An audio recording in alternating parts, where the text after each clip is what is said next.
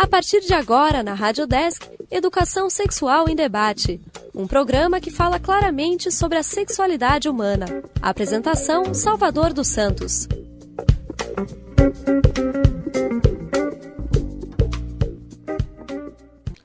Olá pessoal, muito bom dia. Estamos iniciando aqui pela Rádio Desk mais um programa da série Educação Sexual em Debate, um projeto de extensão do Centro de Educação à Distância da Universidade do Estado de Santa Catarina. Hoje está aqui comigo no estúdio a professora Patrícia Mendes, que faz parte do grupo que idealizou este programa e que a cada sexta-feira vem participar conosco. Olá professora, como é que vai? Tudo bem? Bom dia Salvador, bom dia ouvintes. E hoje, o que nós vamos tratar hoje aqui, professora? Qual é o assunto que a senhora hoje traz para o programa? Sexualidade e deficiência. Vamos explicar melhor então esse tema. Nós vamos conversar, temos uma entrevistada, ao longo do programa. Nós vamos conversar com a professora doutora Ana Cláudia Bortolozzi Maia, que é da Unesp de Bauru, e é uma estudiosa da área, da sexualidade e da deficiência. Nós vamos tratar de um tema, a sexualidade, Salvador, sempre é considerada um tema polêmico. Certo. E a deficiência não é menos polêmica, né? Então, nós estamos tratando, então, hoje no programa da sexualidade em pessoas ou de pessoas com alguma deficiência. Exatamente. Consideradas hoje, no linguajar atual, os especiais. Isso, portadoras de necessidades especiais, né? Bom, é um tema, então, que com certeza todos vão aproveitar bastante, em especial aquelas pessoas, aqueles familiares que têm alguém que tem algum tipo dessa deficiência. Bom, nós gostaríamos de lembrar, então, aos ouvintes que o Educação Sexual em Debate é um programa interativo. Você pode participar, ligue para 3321 8080 ou também pelo e-mail edusexradio@udesc.br. Vamos lá então. Professora, para enriquecer então a nossa discussão, nós teremos então a participação da doutora Ana Cláudia Bortolozzi, conforme já anunciado. Ela é psicóloga e leciona na Unesp em Bauru, em São Paulo, é isso? Isso. Bom, ela é uma especialista nesse tema. Exato, ela desenvolveu os estudos dela de mestrado e doutorado e trabalha também, ao longo da entrevista, o ouvinte vai poder perceber que ela trabalha na clínica, inclusive com lesados medulares. Ela trabalha numa perspectiva de reintegração e de olhar para a sua sexualidade dos portadores de deficiência física, mas ela não discute só a deficiência física, né? Sim, porque aí eu acho que um dos maiores problemas talvez seja dos portadores de deficiência mental, nessa altura do campeonato aí também. Exatamente. Inclusive, nós vamos encontrar vários livros que tratam de sexualidade e deficiência, falando da deficiência mental. Porque o que acontece com a deficiência mental? Há um receio muito grande dos familiares e dos educadores com relação à sexualidade do deficiente mental, que é como se fosse um corpo sem razão. Uma sexualidade sem razão. Não há um controle na percepção de muitos adultos, educadores, sobre a sexualidade do deficiente mental. O que a gente percebe, depois a professora Ana Cláudia também vai reforçar, é que com relação à deficiência mental, há sempre uma visão infantilizada do deficiente mental. Uma visão como se ele fosse assexuado, como se não tivesse desejo, como se não tivesse uma sexualidade. Porque afinal ele tem problema só mental, cerebral, e fisicamente ele pode ser um ser completo. Exato. Há autores, impecável, né? Exato. Há autores que colocam que a puberdade no deficiente mental, ela é um pouco tardia, né? Ela é considerada um pouco tardia. Então, toda essa questão de ereção, de percepção de desejo, acontece de modo um pouco tardio. Sim. Né? O que não inviabiliza desejo e não inviabiliza possibilidade de vivência de uma dimensão sexual, porque eles não estão e não são assexuados, né? E aí o que a gente sente enquanto educadores sexuais? Se a gente passa com as nossas crianças, ditas normais, negando a sexualidade em muitos momentos na infância, que dirá as nossas crianças com algum tipo de necessidade especial. Então, é verdade, isso aí é um problema, eu acho que Inclusive, é muito sério em função do quê? Que poderia uma pessoa dessa estar em algum ambiente onde terceiros não acostumados com ela, não tendo conhecimento, não tendo nenhum esclarecimento a respeito, de ter interpretações as mais diversas, né? Então, uma pessoa dessa pode ser tomada, às vezes, erroneamente, né? Exatamente pelo desconhecimento da gente de interpretar a situação em que ele vive, né? Mas Salvador, assim, ó, quando eu retomei para a infância e falando de uma sexualidade na infância, o que penso que a gente precisa cuidar e atentar é que sempre há uma educação sexual. Quer a gente queira, quer a gente não queira. Sempre há. Sim. Porque nós vivemos numa sociedade sexuada e nós vivemos em torno dos discursos sobre o que é proibido, o que é permitido, com relação à dimensão da sexualidade. Então, nós precisamos pensar essa educação sexual com as nossas crianças ditas normais, com as nossas crianças com necessidades especiais, desde sempre. Sim. E aí, o que acontece na adolescência, o que acontece em momentos em que a gente vê, né, no senso comum, esse olhar de agora se manifesta uma sexualidade. Não, a sexualidade sempre esteve presente. Porém, na adolescência, há toda uma transformação biológica, Perfeito. há toda uma caracterização em que não tem como negar mais que há uma sexualidade. E aí, o que acontece? Essas situações que você traz, que constrangem, que revelam muitas vezes uma incapacidade, né, do universo adulto de lidar, de como lidar com essas situações, como estabelecer os limites. Tudo isso acontece posterior. Por quê? Porque não há uma educação que vem antes, onde se trabalha, né, e se entende que há um indivíduo sexuado e que precisa aprender sobre a sua dimensão sexual. Bom, eu gostaria, inclusive, de aproveitar nesse momento, e alguns dos nossos ouvintes, com certeza, têm... se felizmente não tem nenhuma pessoa com algum problema em casa, mas deve ter parentes, amigos, tal, e seria interessante agora, inclusive, dar uma ligadinha para essa pessoa acompanhar o nosso programa de hoje, haja vista o teor educacional e informativo que ele tem para essas famílias, que às vezes desconhecem isso. Sim. Bom, e numa situação como essa, por exemplo, a pessoa que tem esse problema.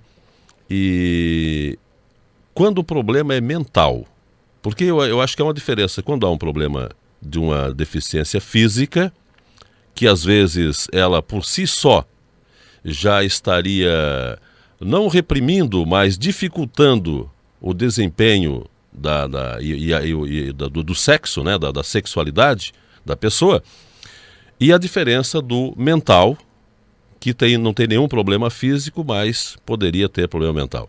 Há uma diferença entre as mulheres e os homens nesse sentido?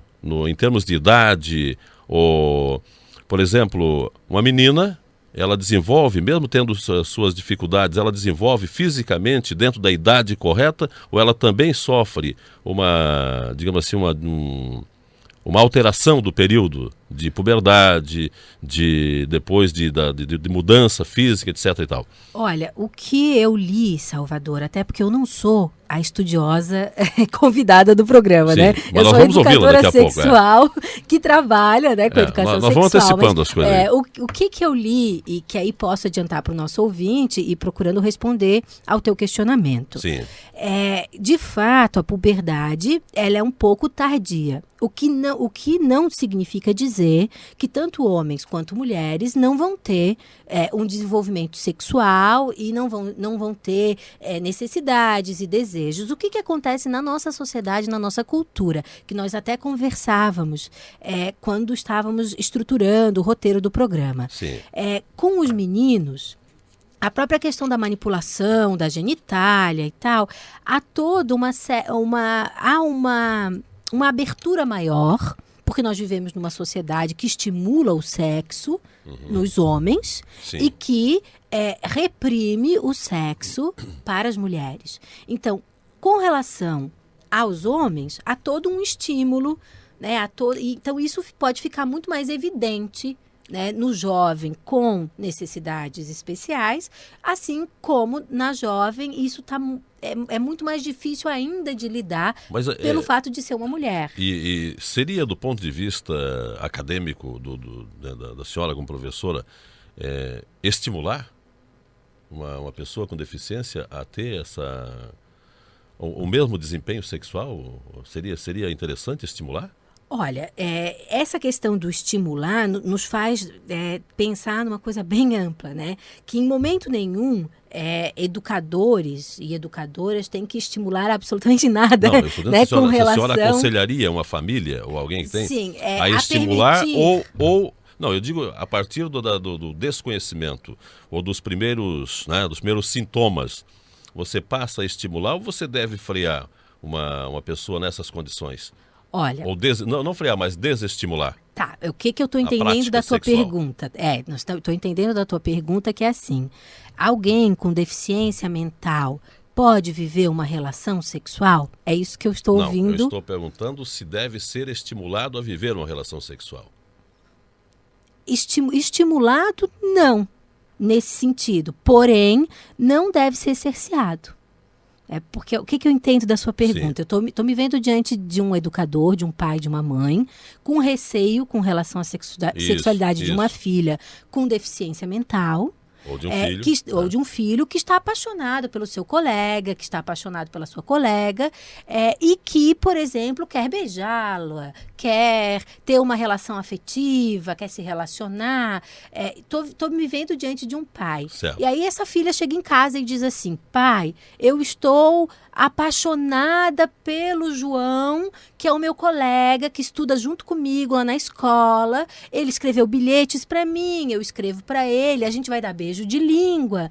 E aí, quando eu escuto estimular, é assim. Sim. Esse pai olha para essa menina e diz: que bacana, minha filha, você está apaixonada, que bacana que o fulano também corresponde, então vocês estão namorando. Eu entendo que reforçar essa atitude, esse namoro, iria no caminho do estímulo, é isso? Certo, certo. Então, assim, com certeza. E a partir dali?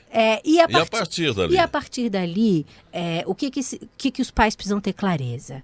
Assim como a gente trabalha regras com crianças o tempo inteiro, a gente precisa trabalhar regras com os jovens e com jovens com deficiência. Uhum. Mas aí a gente pode argumentar, e a gente lê muito educadores explicando assim, que em alguns momentos as regras sociais que as nossas crianças internalizam, né? Pensando id, ego, superego é a instância, né? Que nos fornece todas essas, o que pode, o que não pode na sociedade, o que deve, o que não deve na cultura, andar nu na rua é algo que não pode. Uhum. Essas coisas que a gente vai aprendendo, há educadores que nos mostram que crianças com uma certa deficiência mental demoram mais para internalizar algumas regras e que, no entanto, há que se cuidar, sim, sob o ponto de vista pedagógico, afetivo, no sentido de esclarecer, né, de informar, de estabelecer regras, por que não, de cuidados que são importantes. Agora, olhar para tudo isso sob uma perspectiva de emancipação e de direito é uma coisa. Olhar para tudo isso com receio de que o outro venha a viver a dimensão da sua sexualidade é outra coisa. Então, isso a gente precisa ter clareza.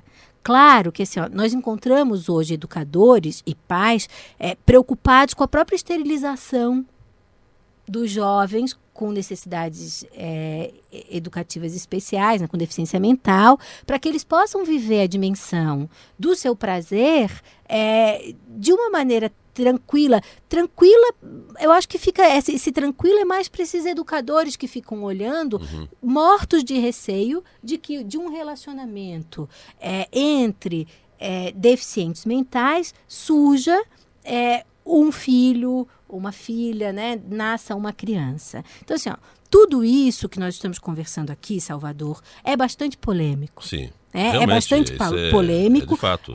Porém, uma coisa que a gente tem que ter clareza, e aí ontem, quando eu me debruçava na literatura e vendo os autores que trabalham com sexualidade e deficiência e com deficiência mental, muitos colocavam as regras que eles estabelecem nos espaços educativos e a própria perspectiva e os desejos e os sonhos dos adolescentes, por exemplo, com síndrome de Down, que namoram nas instituições. Quais são os sonhos, quais são os desejos. E aí teve uma educadora que usou um exemplo assim, que Mário escreve uma carta para Carolina. A carta que ele escreve, não dá para entender muito bem o que está escrito, mas a Carolina, que abre a carta, fica feliz, chora, se emociona. Isso é sexualidade, isso é direito, isso é expressão de afeto, né? Assim como o sexo também. Tem um filme, inclusive, né? Um filme muito bonito, até já assistia, não lembro. Tão simples. Sobre exatamente um casal, assim, acho que é com síndrome de Down, né? Não, eles não têm síndrome de Down, acho que eles têm deficiência. Tão simples mesmo. É o amor. É um filme. É muito bonito. Bom, mas eu acho o seguinte, professor, vamos então ouvir a doutora Ana Cláudia. Isso, eu acredito que ela vai esclarecer bastante do que a gente conversou até agora. Para a gente poder, então, acrescentar mais alguma coisa e buscar mais motivos aí para discutirmos um pouco mais. Vamos lá, então. A gente vai conversar sobre sexualidade e deficiência e é importante lembrar que sexo e sexualidade são dois conceitos diferentes, né? A gente se remete a sexo, a questão mais genital. E a sexualidade é uma coisa ampla, que envolve os relacionamentos amorosos, de amizade, de afeto. Nesse sentido, todo mundo tem sexualidade, independentemente de ter alguma limitação, alguma deficiência, todo mundo tem sexualidade. Partindo desse princípio, quando a gente fala em sexualidade e deficiências, a gente pode estar pensando em alguns comprometimentos ou não, tanto na resposta sexual, como, por exemplo, ter desejo, ter excitação, ter orgasmo, quanto na sexualidade, que envolve, por exemplo, as questões psicossexuais ou sociais. Então a gente está falando das brincadeiras, dos namoros, das amizades, do aprendizado sobre as coisas, das informações que a gente recebe, que tem a ver com a cultura, com a sociedade, com a família, com os valores. Então, existe uma coisa muito importante que as pessoas costumam generalizar muito a questão da deficiência. Quando a gente fala pessoa com deficiência, a gente está falando de uma coisa muito ampla e nem sempre a gente especifica. Então, quem é a pessoa com deficiência, né? O que é ser deficiente? Em geral, a gente tem isso como uma condição desvantajosa. Ninguém quer ter um filho com deficiência. Embora todo mundo, em alguma medida, tenha algum grau de limitação ou de deficiência. Quando isso compromete muito a nossa vida social, a gente costuma estar dando esse nome, esse rótulo de deficiência. Todavia, a gente tem mesmo algumas limitações e que implicam na vida funcional, na vida social, e a gente tem estudos, a gente tem lutado pelos direitos de ter acesso da sociedade ser inclusiva de fato, que acolha todas as diferenças, também as pessoas com deficiência. Só que a gente generaliza as potencialidades, como eu estava dizendo. Então, por exemplo, a gente costuma achar que se eu tenho uma deficiência visual, eu também tenho uma deficiência auditiva. A gente fala alto com um cego, por exemplo, como se ele fosse surdo. A gente trata um deficiente, muitas vezes uma pessoa que tem PC, um comprometimento motor, a gente trata como se tivesse uma deficiência intelectual. Então, essas generalizações é muito da gente não conhecer o que a pessoa com deficiência é capaz de fazer, ou que dificuldade ela tem. Então, a gente costuma generalizar também por desconhecimento, né? No caso da sexualidade, a gente também faz isso, a gente generaliza. Então, porque é deficiente físico, nunca vai ter orgasmo. Porque é deficiente intelectual, nunca vai poder ter filho. Quer dizer, a gente acaba generalizando uma limitação numa área específica para toda a vida do sujeito, também para a sexualidade. E as condições específicas da vida do sujeito têm implicações diretas na sexualidade e na vida sexual. Primeiro, se a pessoa nasceu com a deficiência ou não, quer dizer, uma pessoa que tem uma deficiência adquirida, um rapaz de 24 anos que sofre um acidente e fica, por exemplo, paraplégico ou tetraplégico, até essa idade de 24 anos, ele não era deficiente. Então, ele tinha namoradas, ele tinha relações sexuais, sem ter a limitação da deficiência, por exemplo, uma lesão medular. Toda a vida desse sujeito tem que ser reorganizada, a gente fala da identidade. Então, isso tudo depois do acidente. Então, isso tudo tem a ver com a sexualidade, com a vida sexual. Eu me apaixonei por alguém com deficiência, ou eu me apaixonei por alguém sem deficiência, e depois essa pessoa se tornou deficiente, né? Então, isso tem a ver com a questão de aceitar a própria condição da deficiência na vida dela. Se ela é progressiva, a deficiência ou não.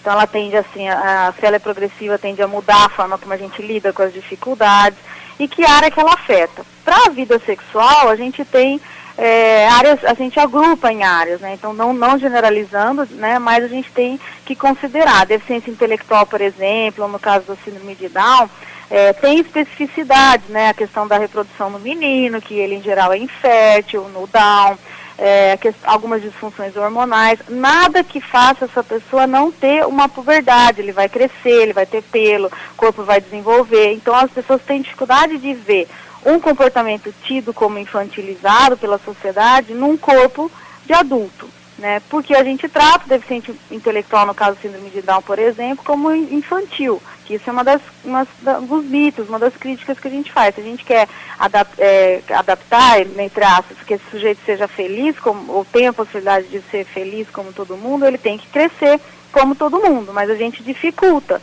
Né? O que é na nossa sociedade ser adulto? É casar, é ter filho, é trabalhar, é ter dinheiro. Então a gente não dá essa oportunidade para a pessoa e ela acaba sendo sempre infantil, e também no aspecto da sexualidade.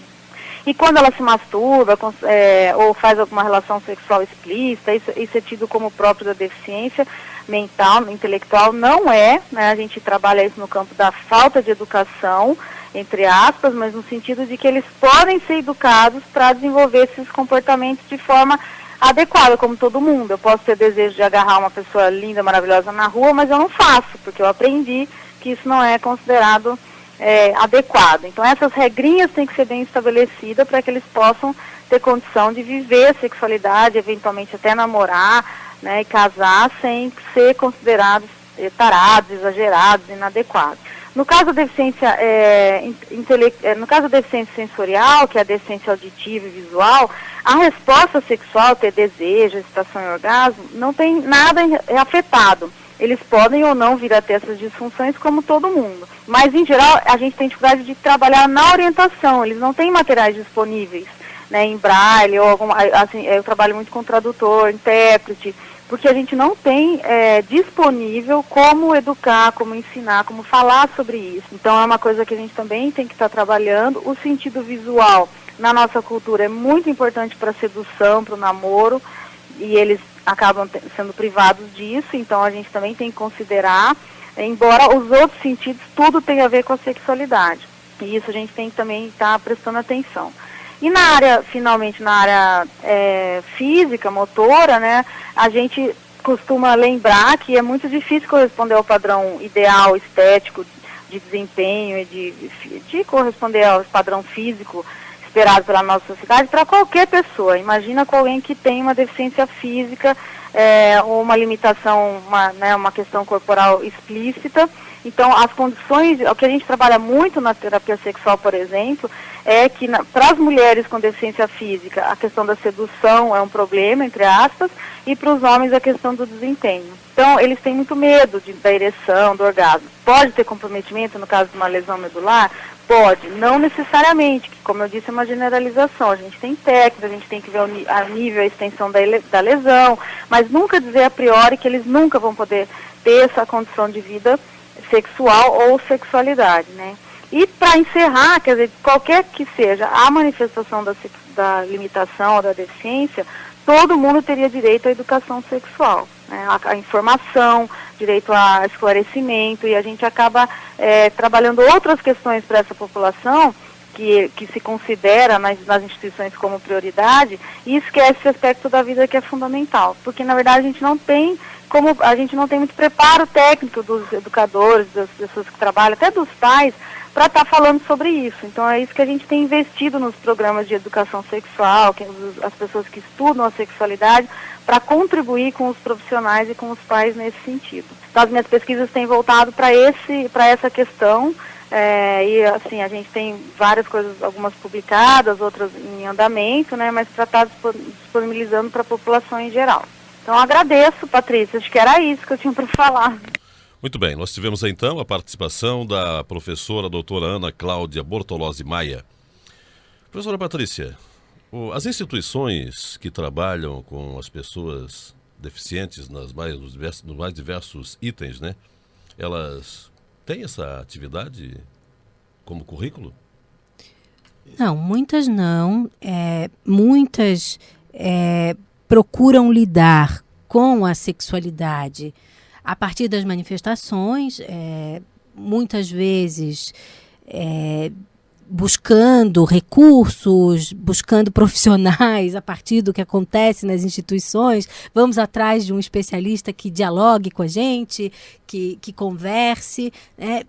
Porém, os próprios educadores sexuais hoje, as pessoas envolvidas com as temáticas da sexualidade, têm uma preocupação hoje de instrumentalizar esses profissionais, esses educadores, para que considerem suas crianças, seus jovens, seus adolescentes como sujeitos sexuados. De um modo geral, a sexualidade na escola, Salvador, a escola por muito tempo foi considerada assexuada, né?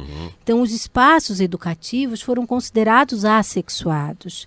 Hoje, e a partir dos anos 80, penso que a gente pode dizer isso, com a própria problemática da AIDS, a necessidade da educação sexual e de pensar e de falar sobre sexualidade passa a ser gritante em função de um medo da AIDS.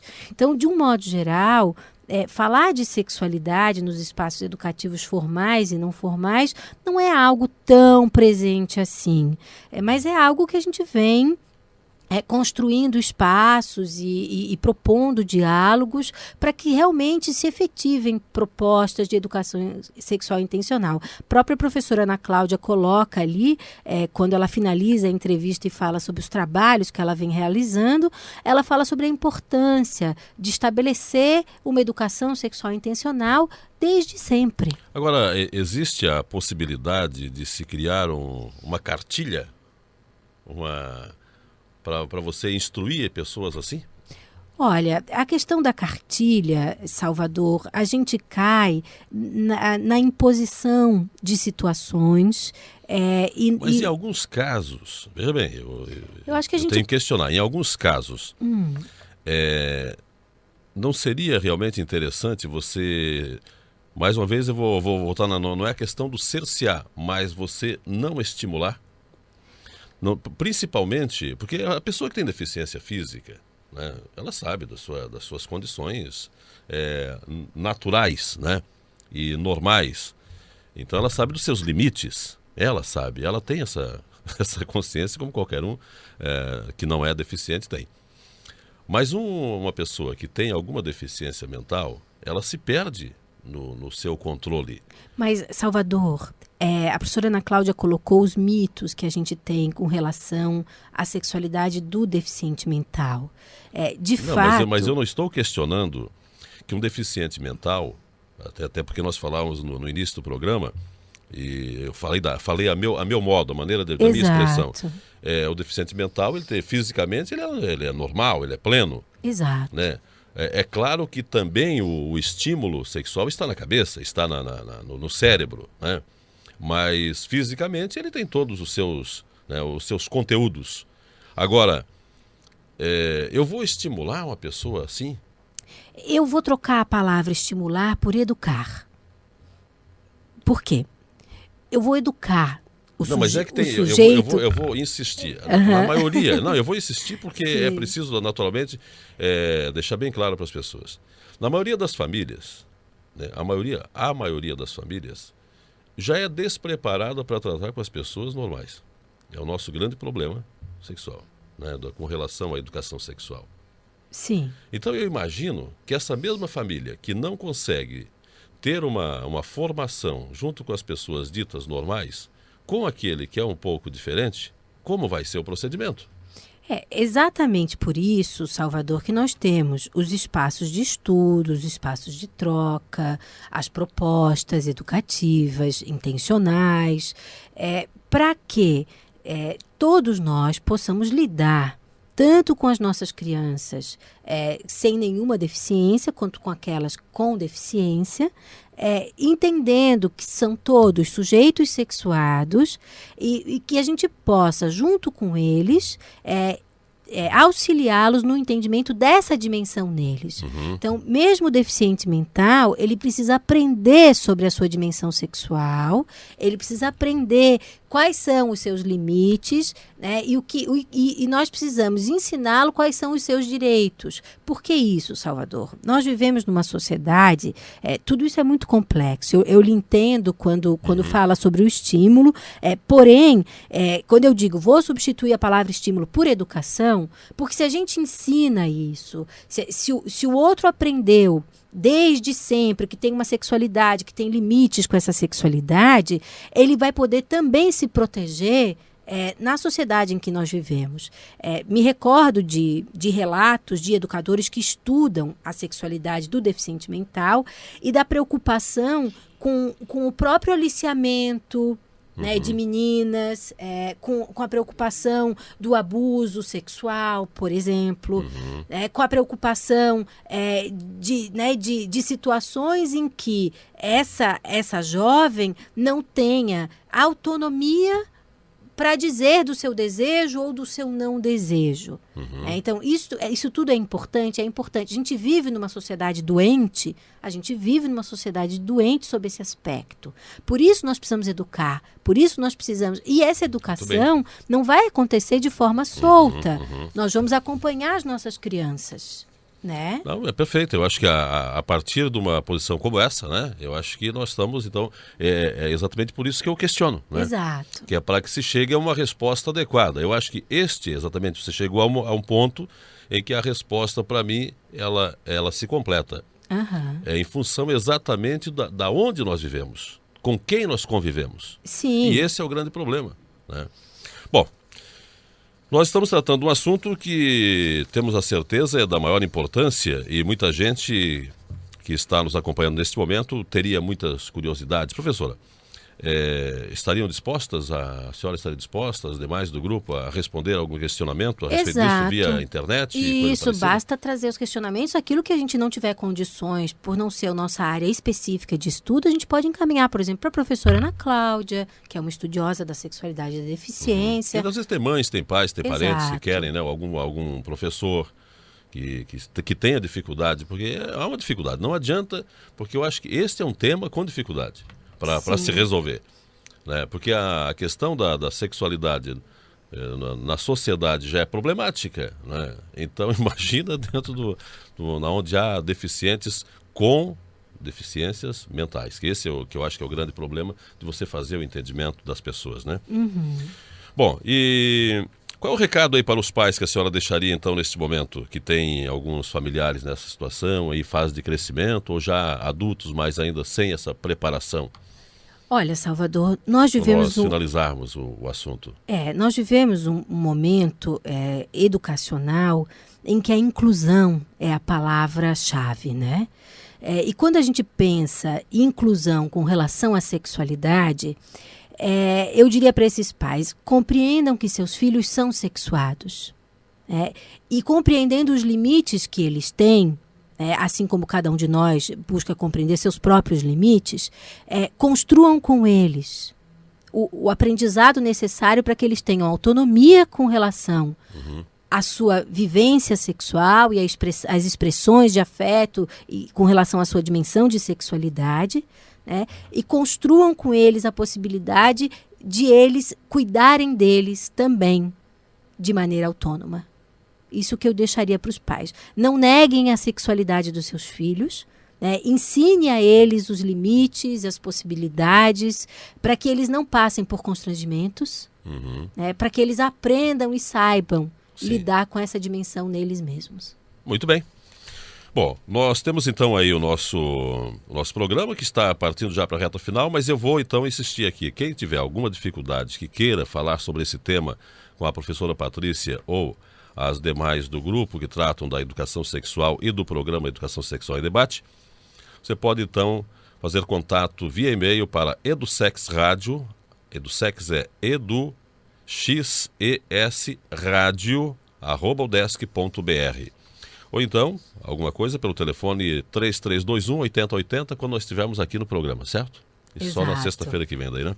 Bom, e quais são as dicas da semana aí para livros e filme? Alguma coisa que ela trouxe aí para oferecer aos nossos ouvintes? Nós temos muitas dicas, Salvador. Sim. Olha só, um livro, Afetividade e Sexualidade na Pessoa Portadora de Deficiência Mental, da editora Loyola. O sobrenome do autor é Amor Pan.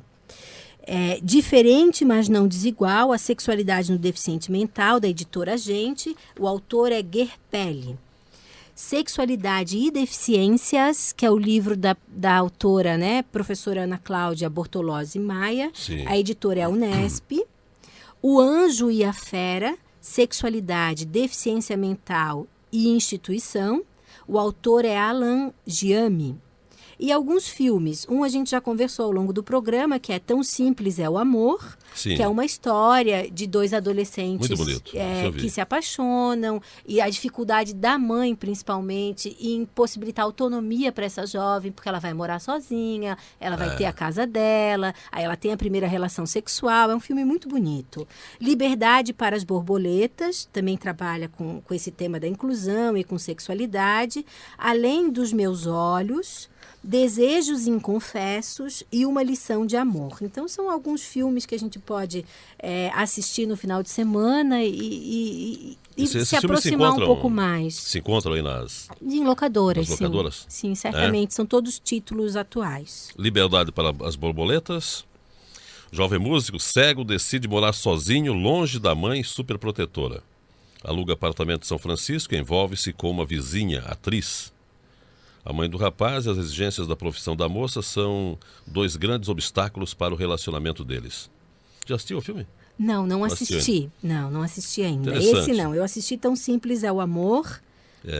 Esse eu já assisti. E esse Além dos Meus Olhos, após alguns anos de casados, James e Ethel, que são cegos, descobrem que não podem ter filhos.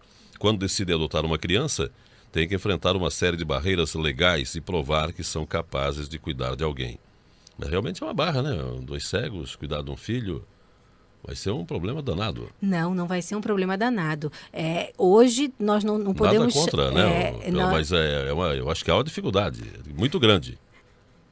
Não, certamente que não. Nós temos os nossos alunos, nós trabalhamos com a SIC, nós temos os nossos alunos cegos, casados com cegos, que têm seus filhos. Sim, mas daí aí eles mesmos é que ela como mãe natural. Exato. Aí eu acho que há uma diferença entre uma adoção e uma mãe natural. Não, mas se uma mãe, Salvador, pode ter seu filho biológico... Pelo relacionamento, né? Pode ter seu filho biológico... por que não uma adoção? A gente, na verdade, lida, mais uma vez, com o preconceito e com essa ideia de incapacidade. Quando a gente vai à SIC e junto com as crianças, percebe as oficinas e todo o aprendizado que eles têm de vivência, de gerenciamento de uma casa, de cuidado com eles, a gente compreende que não há essa limitação que a gente considera, claro, a visão é um sentido. A criança cega precisa desenvolver os outros sentidos. Tem outros sentidos restantes em que essa criança, quando se tornar um adulto, vai aprender e pode muito bem gerenciar sua casa, ter seus filhos. Não é a visão que vai impossibilitá-la de ter seus filhos, de viver sua sexualidade. Isso a gente precisa ter clareza. Muito bem, tem mais um filme aqui, ó, que eu gostei dos filmes. Desejos Inconfessos. As pessoas com deficiência lutam para serem reconhecidas como pessoas aptas a explorar sua sexualidade e levar uma vida sexual ativa. Bom, é o que nós falávamos, né, até agora, tratando sobre esse tema. Exato. É um tema realmente bastante interessante. Ele, de fato, não se extingue em meia hora. Não, né? não. E eu acho que nem em muitas horas, né? Até porque, do ponto de vista dessa análise do programa, este tema, ele deve ser assim, quase que sem fim, sem término para as próprias pessoas, né? Exato. Porque eu acho que quem tem esse tipo de deficiência, como a senhora falava agora, não há dificuldade, quer dizer, com certeza há, mas seria até um preconceito você dizer que um casal de cegos não poderia ter adotar filhos. Realmente é questionável, né? Claro que pode, né?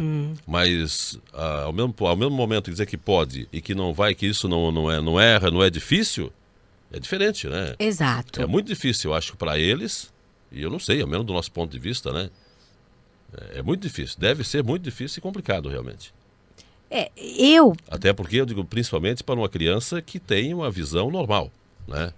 Olha, que no primeiro momento pode ser mais difícil. Talvez depois até ajude, a própria criança ajude, né? Exato. Ajude o relacionamento e a maneira de tratar, né? Salvador, às vezes, a gente fala sobre deficiências de um lugar distante.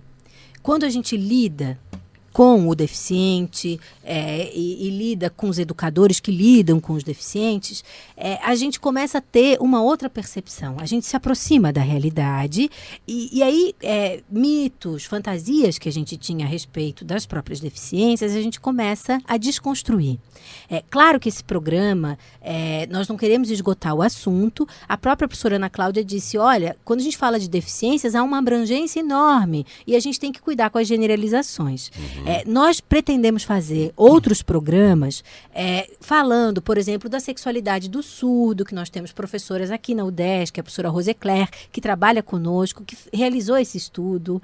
Então, nós gostaríamos de fazer um outro programa, agora quando você fala sobre os filhos, sobre tudo isso, eu me lembrei das nossas alunas, por que não convidá-las para falarem de como é que foi casar, como é que os pais compreenderam no momento em que elas se enamoraram, quando elas decidiram se casar, ter filhos. Acho que a gente pode ampliar essa nossa discussão. Gostaria de conversar com elas aqui ao vivo. Exato. Acho que a gente pode pensar em outros programas, até porque não se esgota. E assim, para que a gente possa desconstruir um pouco dessa percepção de que não é possível. Sim. Tá ok? Ok. Muito obrigado, professora Patrícia.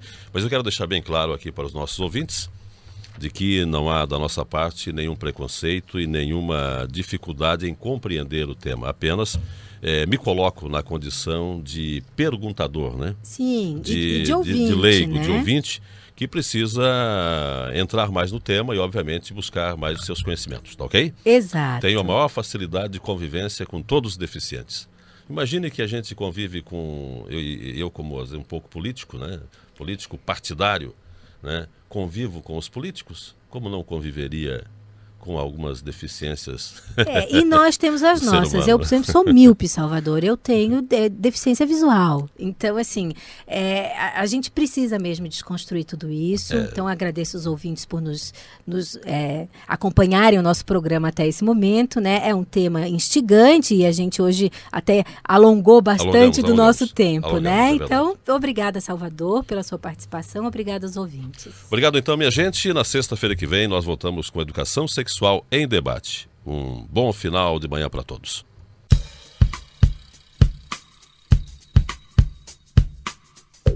Educação Sexual em Debate. Apresentação, Salvador dos Santos. Conteúdo, professora Sônia Mello, Patrícia Mendes e Dilma Freitas. Produção, Zulca Campanha. Realização, Programa de Extensão, Formação de Educadores e Educação Sexual e as Novas Tecnologias, em parceria com a Rádio Desk. Apoio, Pró-Reitoria de Extensão da UDESC.